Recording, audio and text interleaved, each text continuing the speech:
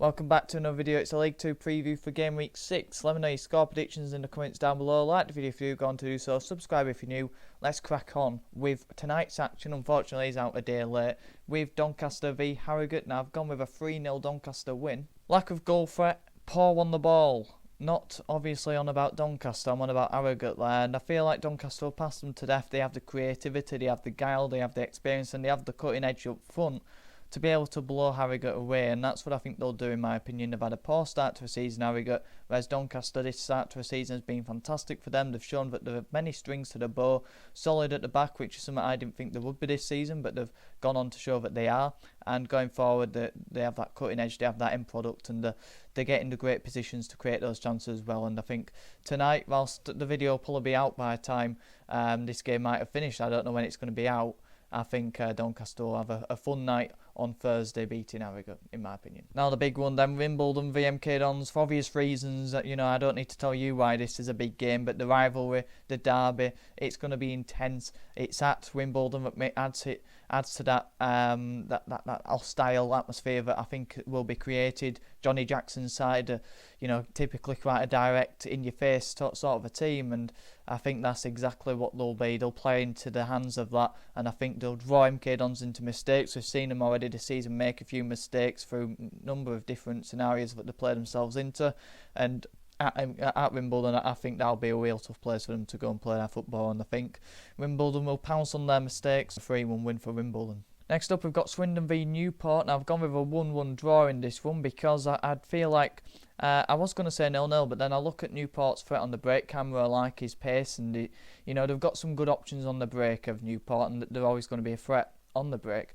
And Swindon, they can come up with a goal from somewhere. We saw against Barrow, they were really poor, and Kennedy coming out with a load of excuses, brought the book out of excuses, and obviously that hasn't played into the hands of Swindon fans, but you look at them, and so far this season they've scored goals from different situations, and they've scored a few from outside the box, so I feel like they can do that. So I think there's goals in this game, but not many, and I'm going to go over 1-1. Now Salford v Chesterfield, I've gone with a 1-0 win for Salford. I think they'll just scrape by in this one. All the games so far, they've had a tough start with the fixtures, Salford. I think everyone can look at the games they've had, and the majority of them, if not all of them, are against teams who would be expected to be in around the playoff mix or higher. So I feel like, you take the results with a pinch of salt so far, and this game against Cheltenham, it's a tough game in terms of the pressures on them. Pressure hasn't necessarily been on in the games they've had so far, because they haven't been predicted to do that well this season, Salford, by the outsiders. Against Cheltenham, they're going to have the back against the wall, Cheltenham, and Salford are going to have to take the game to them, and they haven't really had to do that this season. They've let teams take the game to them, so the pressure's on them. It'll be a different type of game, and it's the sort of game they have to win if they want to be serious.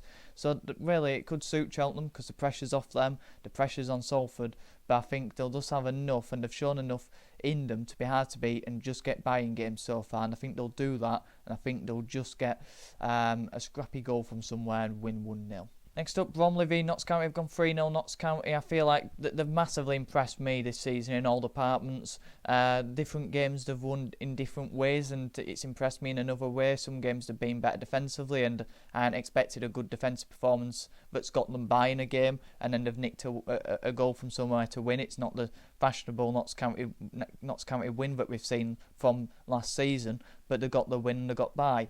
There are also other games where they blow a team away. The Grimsby game always comes to mind, and that were an unbelievable performance from a load of players, and the individual performance in Dan Crowley. And I feel like that on the weekend they didn't have Jody Jones, Dan Crowley or Jota, so I feel like that's where they've been massively impressive, and they've probably been one of the most impressive teams to play so far, and I think they'll have too much for Bromley.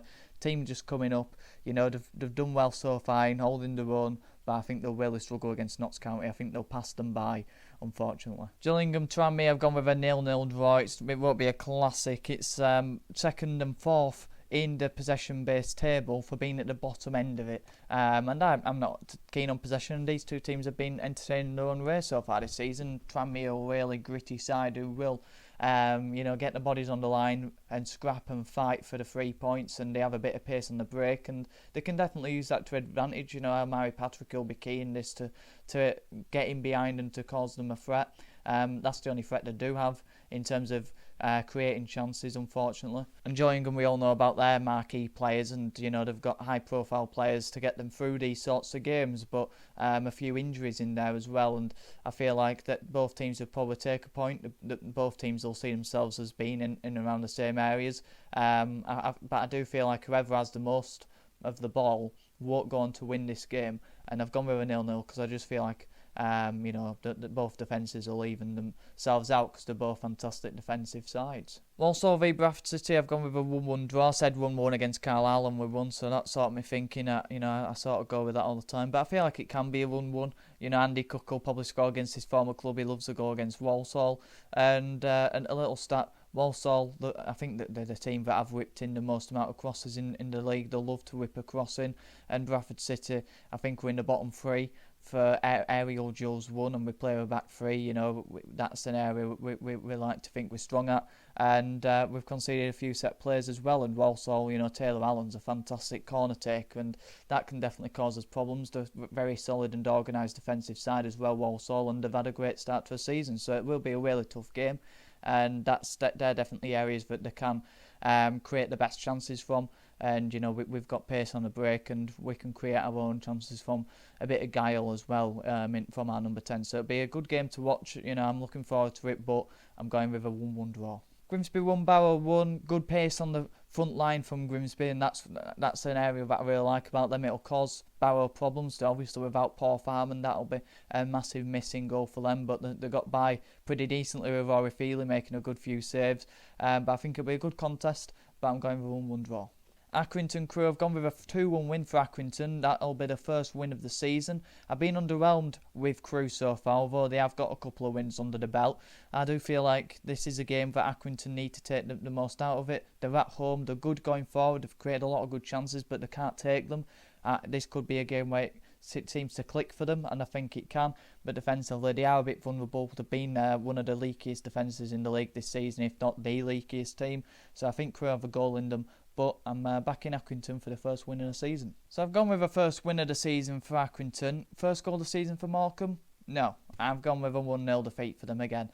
I've got to go with it, because if I don't, I'd look quite silly, wouldn't I, not predicting a 1-0 defeat for Morecambe, considering every league game they've had has been a 1-0 defeat. Will they remain goalless? I think they will. I don't think they create enough in front of goal, and when they do, they don't have the guile to take it. And that's haunting them at the minute. And against Colchester, they need the 3 points. They need to find the rhythm and the gel and the confidence to create enough chances. Can they score them? I feel like that they'll create enough in this game against Derek Adams' Morecambe side to score one of the chances that they will create.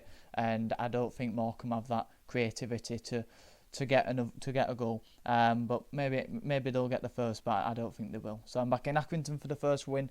Unfortunate for Morecambe, I'm not thinking that they will get the first goal yet. Carlisle 0, Fleetwood 2. I think this season Carlisle are a team that are really punishing themselves with individual errors and losing the ball in poor areas and not looking set up well enough to win a game, not looking organised. Same can't be said for Fleetwood. They've looked very organised under Charlie Adam, and I think they'll set up well enough to set the traps for Carlisle to make mistakes like they did, example, against Bradford City from playing out, and I feel like that they'll fall in terms of doing the same in this game. And Fleetwood, like I said, have got a good structure to set them up to fail.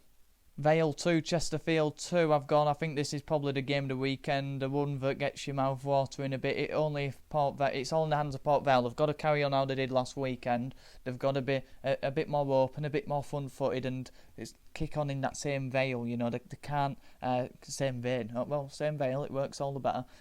They've got to kick off in that same veil because if they don't and they sit back and they play for the point, or they're defensively rigid like they have been under Darren Moore so far, it ain't doing them any favours. I think they've got to be open and front-footed. They have the players to do it. So I think if they do that, they will score goals. That they'll create loads of chances because they have those creative flair players to do so. And Chesterfield as well. They have some real flair in those forward areas as well, and they've created a load of chances this season. They get shots off, they're well up there for goals as well, and it's just about taking more of them because they create a load of chances in games. But Vale, they are vulnerable at the back. They are quite sloppy in those areas, as well as trying to set up well in those areas. They do make poor mistakes defensively, So I think there's goals in this one, so I've gone with a Desmond Tutu. So like the video if you did, subscribe if you're new. We're on the road to 700 subscribers. Let me know your predictions and thoughts going into this weekend's action in the comments down below. The support is massively appreciated. Have a good one.